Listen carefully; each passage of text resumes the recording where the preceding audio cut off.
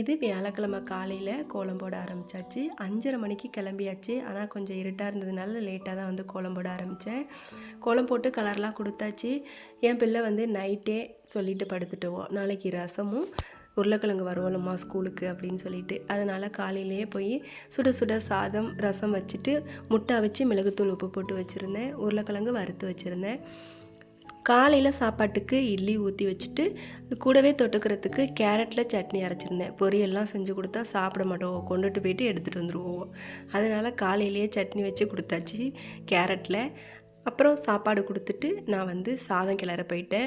ரசத்தை வந்து சாதத்தை நல்லா கொலைய மசிச்சு விட்டு ரசம் ஊற்றி கிளறினா தான் அவளுக்கு பிடிக்கும். அதனால் அதே போல் கிளறிட்டு தொட்டுக்கிறதுக்கு முட்டையும் உருளைக்கிழங்கும் வச்சு லஞ்ச் பாக்ஸாக மூடியாச்சு.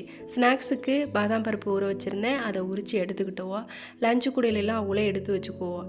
பாய், நாளைக்கு ஒரு வீடியோவில் பார்க்கலாம்.